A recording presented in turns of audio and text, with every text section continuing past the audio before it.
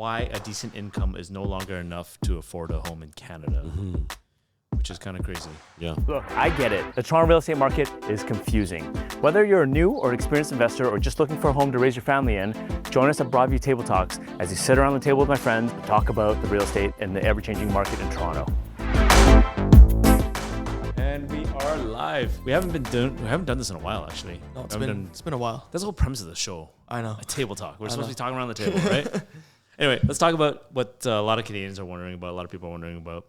I saw this article that says why a decent income is no longer enough to afford a home in Canada, which is kind of crazy. Yeah. I just want to butt in real quick. This is an article that kind of shows up once a month.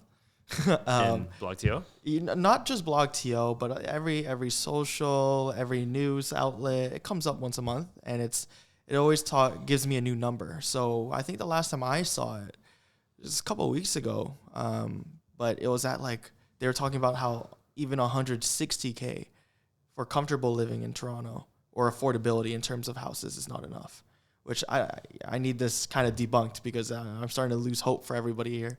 Well, a lot of people are upset about what, okay, so look, first of all, okay, the millennial population or most people that don't have homes are really upset about the Canadian government. Yep. Liberal government. They feel like life has Trudeau's been stolen from them, that they've been lied to. Because of inflation. Right. And, Bank of Canada has a target, a mandate of 2%, anywhere from 1% to 3% of inflation. But we all know it's much higher than that. And specifically housing is a lot more higher than that. We're seeing price increases of double-digit growth until the interest rate hikes, which they're trying to get control of, right? So I think that the average population is right in saying that they're really upset about what's going on. Yeah. Stagnant wages are definitely a problem. Yeah. Yeah. No, I'm joking. Joking. I want to pay you guys more. Okay, no. No, the real thing is, look, even a good income, and in that article, that headline actually really got to me because it's like even a good income is not enough to get a house nowadays. You have to have equity from before. You have to have, maybe BOMAD, Bank of Mom and Dad. Yeah, you have to have a sizable down payment. Right. And how do you get that side of it's unfair that, I was born earlier than say Neil was, for example, that I have more equity because I invested into the real estate market. And now I have capital to be able to buy homes, whereas Neil doesn't because he doesn't have that opportunity to do so. Yeah. Fortunately, this is the level playing field. I mean, this is the playing field we're born with, right? And you got to shift from that.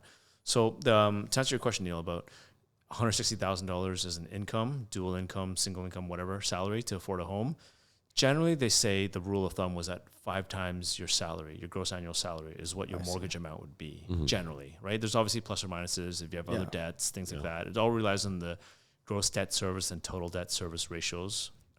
Generally, that's what banks use to lend to you for the qualification rules. Yep. So if you use a rule of 5 times your salary, let's just say for round purposes, you make $100,000. Okay. Then that means the mortgage they'll lend you is $500,000. Now you have to have some sort of savings for down payment. You have to have some sort of savings for the closing costs, right, which could equate to about 5% of the purchase price. So you had to factor out all that in, and you don't necessarily need to have 20% down, especially if it's your first home. Remember, a lot of people get confused with that. Right. So if it's under 500,000, that portion of it, it's only up to 5%. Yep. After that, from 500,000 to $1 million is 10%. Yep. So it could be a combination of, let's call it 7.5% for somewhere in between 750,000, or actually no, it's 10%. Anyway, you know what I mean? Like 7-ish percent, 7-8%. Okay. That being said, you can be negative equity because of the closing costs and everything. If it's going to cost you 5% to close on it between land transfer taxes, if it's in Toronto, there's Toronto land transfer taxes. Then there's Ontario. Then there's legal fees and there's adjustments and taxes and you know what I mean. Like it's a lot of things that are involved in that. And if you're only putting 5% down, then guess what? That's all your equity, right? So, and then by the time you sell it, right, you got to pay realtor fees. Right, you got to pay whatever, moving costs, all that stuff. You're going to be it's going to be tough. You have to buy your next property. Mortgage discharge fees. Well, just for the actual property you buy. Yeah. If you're buying with 5% down, you can be negative equity by the time you sell it. Oh, for sure. Yeah. Right. By the time you pay, again, mortgage discharge and realtor fees really at the end of the day. Yeah. So anyway, long story short, yes, you can buy it with less than 20% down. It's 5 times your salary is generally what it would take to get your mortgage. However, the cost of a home is on average about 10 times your current salary. Yeah. That's the problem. Yeah. And a lot of people are upset about that and angry about that. I don't blame them, but there's creative ways to get started in the real estate market, such as. And what are some of them? Well, right now, it's funny that you bring this topic up because we're also seeing a lot of news about how people are actually searching for other cities to live in that are a little bit more affordable. You know, they're looking out west, they're looking out east, they're moving to the areas that are less populated than the urban dense centers that we have in Toronto and Vancouver. You know, Edmonton's a place, Halifax is a place, and we're hearing that people are starting to move out there, especially for millennials. Like if anyone's studying any major demographic journal, they'll see that one of the largest demographics leaving a city right now, like Toronto, are millennials. Those who are in their prime real estate buying years. You know, they're.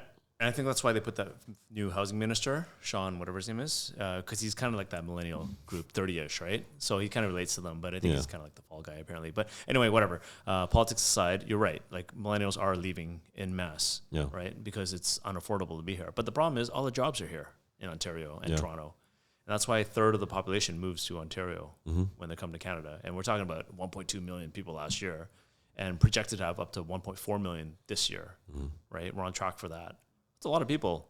And we're only building 250,000 homes a year in Canada. And we're seeing the federal government actually announcing that they're, you know, not fully responsible for the housing policies of each province.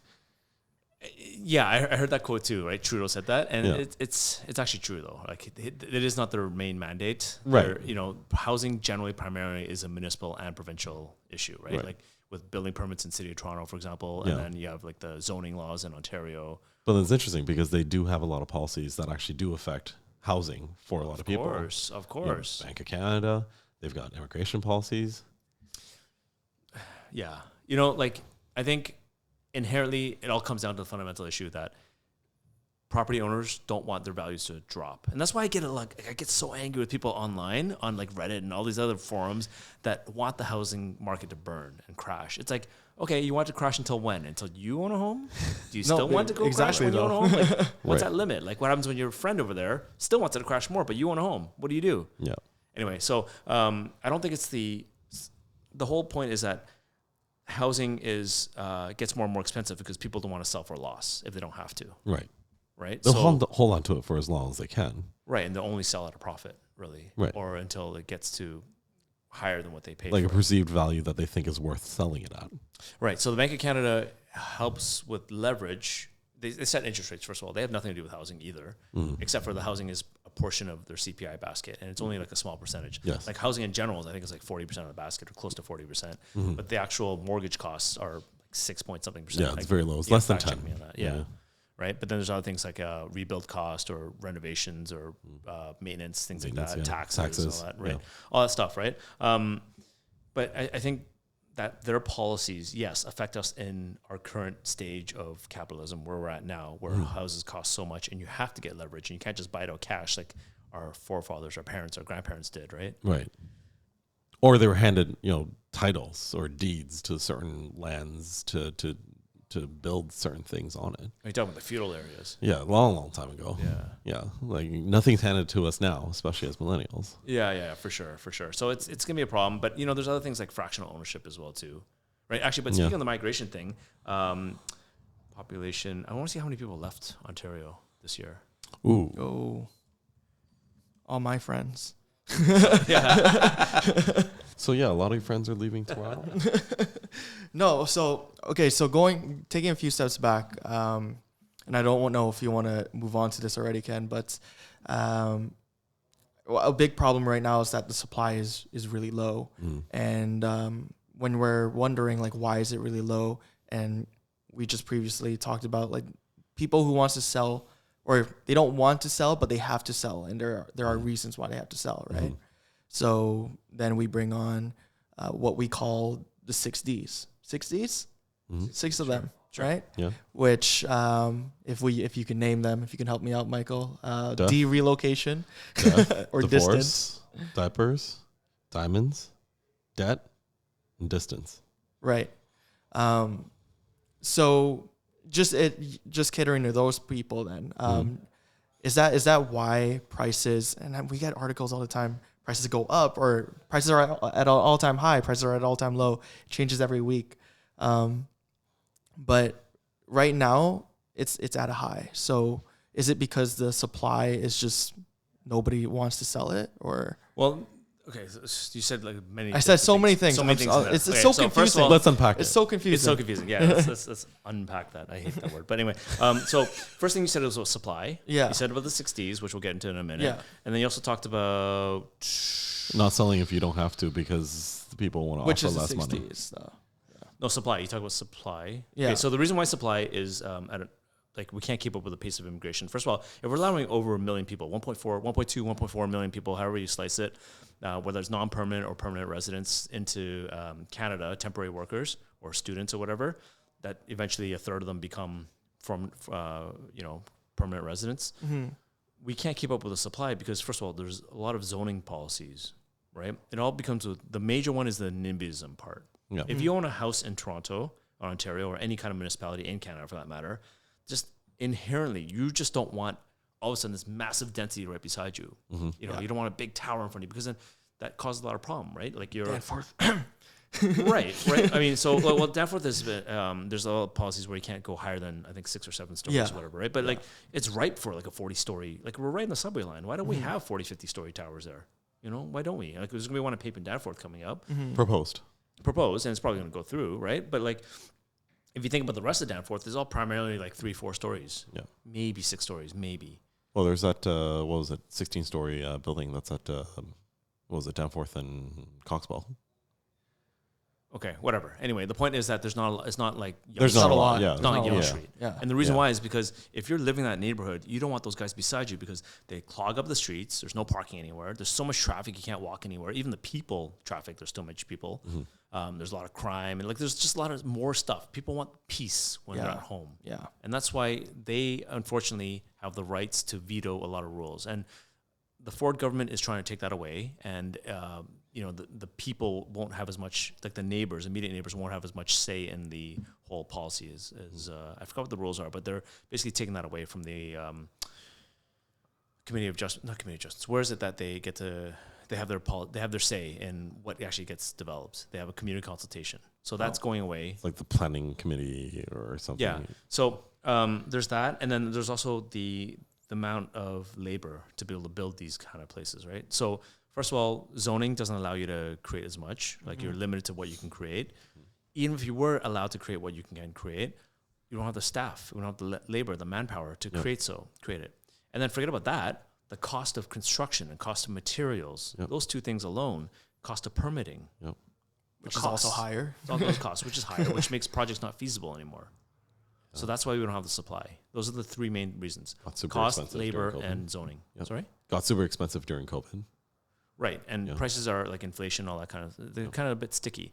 Oh, it's one thing I should note about inflation. A lot of people think that inflation, then when they want it to come down, it doesn't mean that prices are coming down. By the way, No. it just means that the rate of change is going to slow down. So when they're trying, and the Bank of Canada is trying to aim for a 1 to 3% rate of inflation, they're talking about it's going to increase by 1 to 3%. It doesn't mean it's going to come down. Yeah. Just so everyone's clear about that. Because inflation's a rate of growth, not rate of price. Right. Yeah. That talks a little bit more about like the new construction though. But like, what about the resale supply? Even that has been low recently, right? Yeah, I mean the issue with resale is if you think about it, if you're selling something, you have to go somewhere, and where are you going to move to? If it's just like a whole big chain effect, right? Yeah. It comes from like generally you're probably going to upsize. Maybe there's downsizers, but like if that inventory is not unlocked, then where are they going to move to? So that's what we dealt with recently in Newmarket. Right? Somebody wanted to downsize. Right. They had a big house. Right. And they wouldn't sell until they got the right price, but also they needed the proper house that they wanted to buy. So we ended up we ended up selling first, and then it was like massive crunch time to find the right house to buy. Then there's the issue of empty nesters, right? There's people that are in the city of Toronto or anywhere actually, really for that matter, and their kids have moved out, got their own jobs, got their own places, rented, bought, whatever, and it's just like maybe a couple or even a single person there in this 3 or 4 bedroom house, detached house that's paid off. Yeah. Right? Like my parents, for example, 2 of them are still together. I mean, still alive, which is great.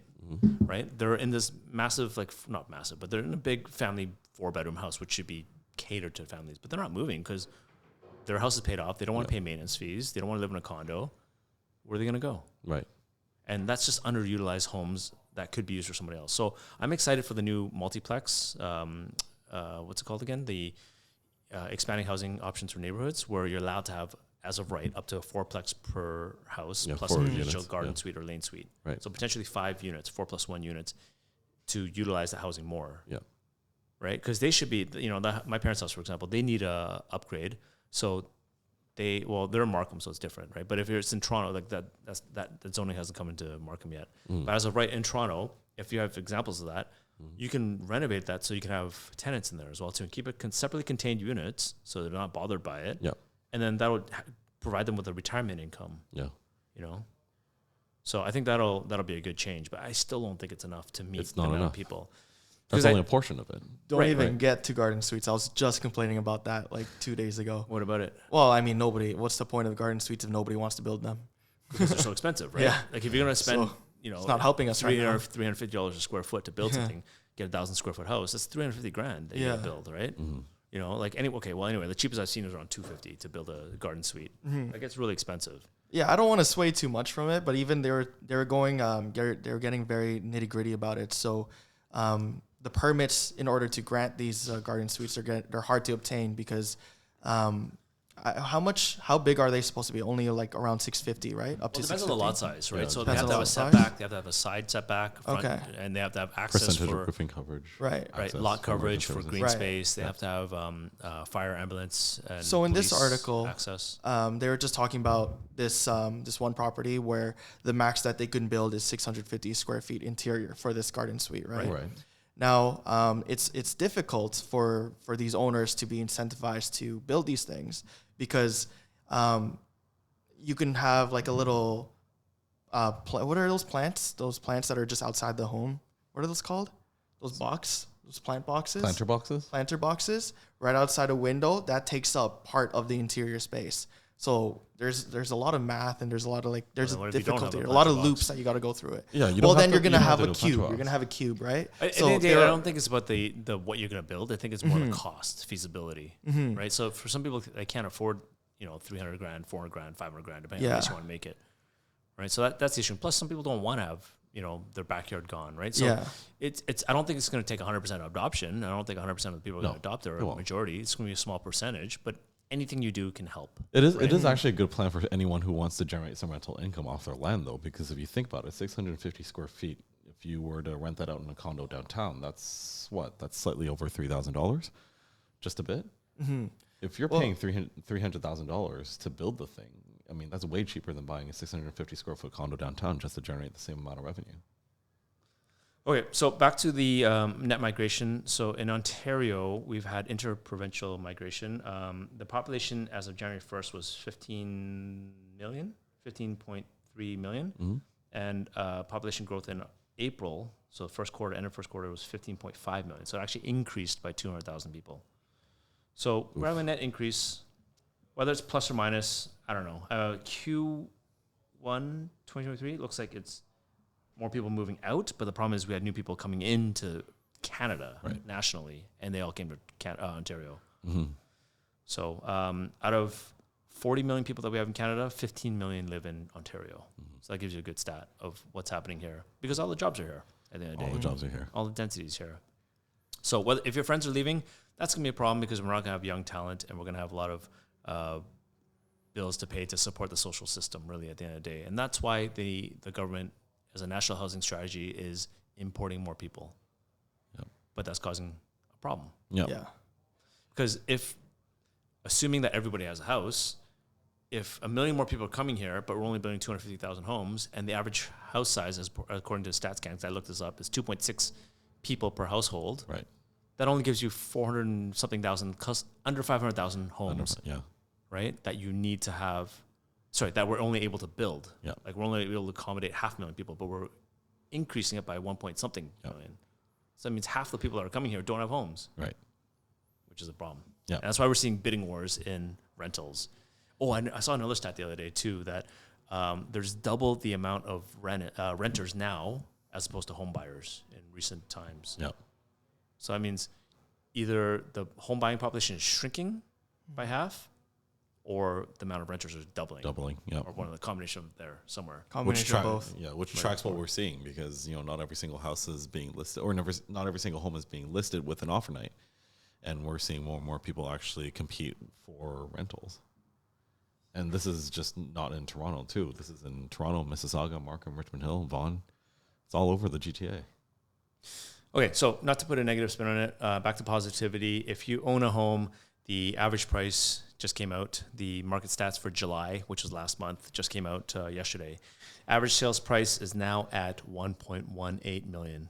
That's across all housing types, condos, townhouses, detached, everything throughout all of the GTA, which means York Region, Peel, Durham. and Toronto, and Durham. Yeah. That's right, those 4 areas. The average price is up by 4.2% year over year, and the sales volume is actually up by 7.8%, just under 8% per year. That being said, it's down month by month, of course, but that's because of seasonality. So the number of new listings up by 11.5%. Number of active listings is slightly up by 0.3%, so pretty much flat, let's call it. Yeah. And the average days on market, property days on market, which includes cancel and relist, things like that, it's actually down by 17%, down to 24 days, where previously last year was 29 days at this time. That's huge. That's huge. So that the July numbers are strong for the real estate market, which kind of concerns me because of the Bank of Canada rates. They're looking at this closely, right? And I guess that should say something about why I think that there might be another increase. Maybe not this year, maybe next year for sure. And that's why I'm kind of scared personally, because inflation rates were what last month? 2.8%. There you go. So that's within their target, the core inflation between 1% to 3%, which is what the Bank of Canada is trying to get to the target. Sounds great. You might think we're there, but I don't think we're already there yet because of something called base effects, which is year-over-year growth. And the problem with measuring year-over-year growth, okay, so what happens if you don't measure by year-over-year growth? You have nothing to compare it to. Right, because last month could be very different than this month. Yeah. For example, the August numbers when they come out in September is going to be much lower than July's numbers for the average price and probably the average number of sales. For sure. Sales. And why is that? Seasonality effects. There you go. Because people are on vacation. People are thinking about Muskoka. They're thinking about Italy. They're thinking about travel. They're thinking about like not being here. They're thinking about just enjoying life because we finally get a break to enjoy summer. Well, the kids are also out of school, so they have to go do something. They're gonna travel. They're gonna spend time with their kids, so they're not focused on buying or selling a house. That's people without kids. Yeah, for more people with kids. Yeah, they have their hands full. Yeah. Right. Me and you included. Yeah. But some people without kids, for example, they're out there enjoying the weather because why not? It's they're nice. at the cottage. Yeah, there you go. So no one's thinking about moving. So that's why you have to measure not from month to month, but year over year. Yeah. To look at the same time last year when the weather was relatively the same. Yeah. But the problem with that is that it creates these effects where, okay, so remember the inflation rates? They rose up sharply, right? In 2022. Yeah. Throughout 2022. And that's why the government started cranking the dials to increase the interest rate to bring it back down. Yeah. So eventually in July, they actually brought it back down and started curving slowly like this. So yes, our curve now was, okay, so the rate from, how do I draw this out? I wish I could draw it, but the increase from January to last January was huge. I don't have the numbers in front of me, but it was like that. Yeah. So eventually it slowed down and now it's tapered off. I think in May it was like 3.something%. 3.7, I think. Yeah, something like that. And then in June it was 2.8%. Yeah. That's because that tapered off. But then if this levels off, which it did in 2022, and our current inflation keeps going up because people are spending, that gap is going to get bigger again.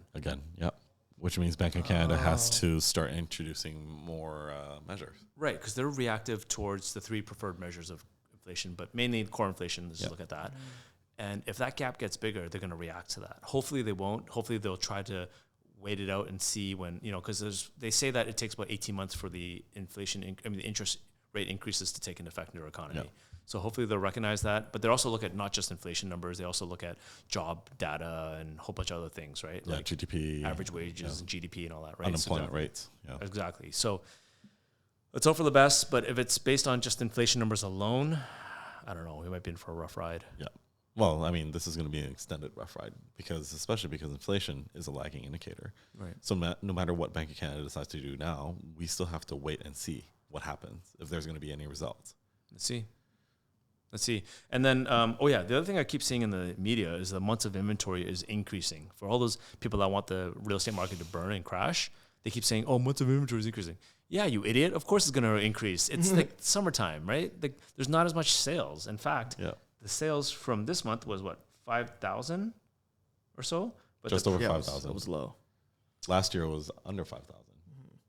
Right. So, but last month was like 7,000. I don't have it in front of me. I gotta look for it. So but sales was 5,250 for this month. Right. Last year it was 4,870. But that's what I'm saying. So you're comparing year over year. Year over year. But if you compare month over month, okay. So last month the number of sales was okay. So May's sale, I don't have it in my thing here, my spreadsheet. But last month was 9,000. Sorry, May was 9,000. This month were 5,000 sales. Yeah. So the problem with months of inventory is that it skews a little bit because what's months of inventory? Well, it's active listings divided by the number of sales. Yeah. So if active listings are flat, but the number of sales have dropped, then that's going to increase Months of inventory. Yeah. And there's carryover from like stuff that wasn't sold last month, and new listings are coming out this month. So Well, it only looks at active inventory, right? So it's a huge skew. right. So you got to look. You can't look at that number in isolation. In other words, No, and you can't. the problem with looking at annual growth is that the numbers are skewed because you're only looking at a small portion of time, but you need to do it because of seasonality. So there's no better measure than the year over year measure. That's the only thing you look at it. Yeah. Unless you zoom out and look at the average trend, you do trend line, regression analysis, all this kind of crap. Yeah. But like, look, it's just numbers at the end of the day. The numbers are the fundamentals is that we're not building enough homes. Mm-hmm. There's like 4 times the amount of people that are coming into Canada than we have homes for. Mm-hmm. What do you think is going to happen to prices? They're going to keep going up. That's that. Okay.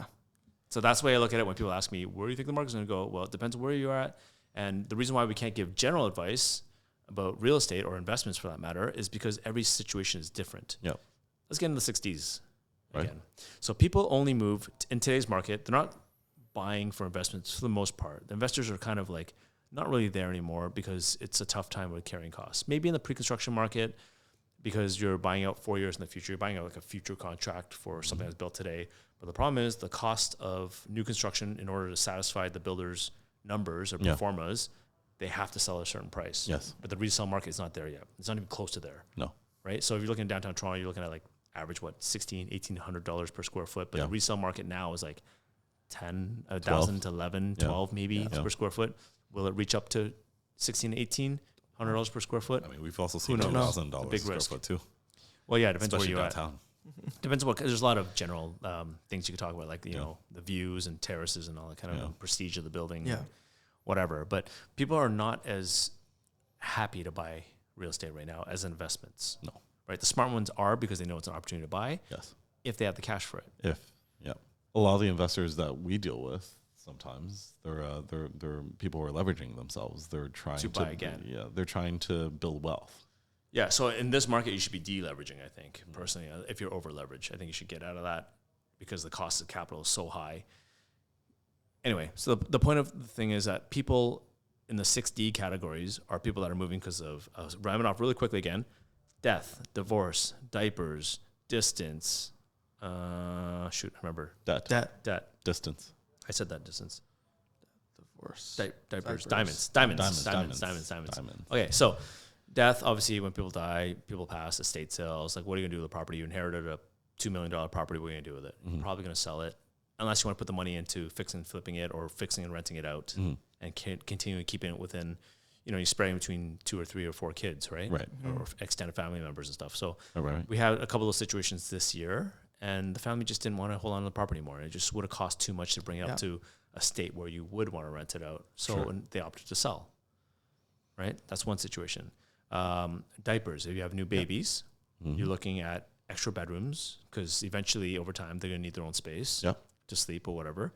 So that's another primary motivator. And those people, like myself in those situations, like myself included, I kind of course I care about what the economy is doing, but like at the end of the day, I can't wait. I can't wait to move. You have to move. I gotta move. Yeah. You know what I mean? So then there's that, and then what else is there? There's diamonds. If you get engaged, right? And same thing, kind of like You're needing thinking more about space. long-term planning. You need space. Right. Maybe thinking about kids. Maybe thinking about getting a dog or a cat. You need space. Yep. And then there's debt. Which is deleveraging, for example. So we just had lunch with somebody right now where they're not in debt, but they're thinking that maybe they want to, because the interest rates are so high and the carrying cost is so high, maybe they want to sell that property that's accumulated so much of equity right now, sell it a little bit lower, but then just pay down their debt. So essentially they get a 6 or 7% winning by not having to pay that debt, right? So automatically guaranteed to make that money. Yeah. That makes sense. So paying down debt, deleveraging is one way to do it. Distance, meaning that if you relocate for a job, like we had a client that moved to New York for a job and they need to sell. Yeah. There you go. It happens a lot with working from home too right now. Because the distance of commuting in, now Exactly. that people are wanting to go back to the office, is an issue. Yeah. Right? So that's another life situation. What's the last life situation? one. So we did death, diapers, diamonds. Is divorce still one of them? Divorce, that's the other one. Divorce. Yes. We've had a couple of situations, unfortunately, where they just, And I'm hearing situations where people want to actually stay in the same house, just like, you get the upstairs, you get the downstairs, whatever, you get on one side of the house. But there's other people that just can't stand being in the same house together. And they're just, it's life situations. They don't care what it costs. Yeah. Let's get me out of this situation. You know what I mean? So For sure. So primarily there are still people trading. It's just the only ones that are active in the market right now is the ones that have to. Not the investors, unless there is some good pre-con project out there. And in fact, there's been actually more people trading this year over last year, but compared to, let's say, July in 2020, the number of sales was 11,000. It's like double the amount that we have now. Wow. More than double, actually. Yeah. Before the interest rate hikes. So maybe that tells you something, right? And you look at the previous July in 2019, that was 8,500. And the July before that was close to 7,000. But that's when we had some kind of issues with the Fair Housing Plan. Really tells you how tenacious real estate pricing is in Toronto. It does move up and down pretty quickly. Yeah. It does. I thought it was more stable. And over the long run, it is. Depends how you zoom out. Yeah. But if you look at it in a small, like micro, and like month to month or year over year, even for that matter, it goes like this. Yeah.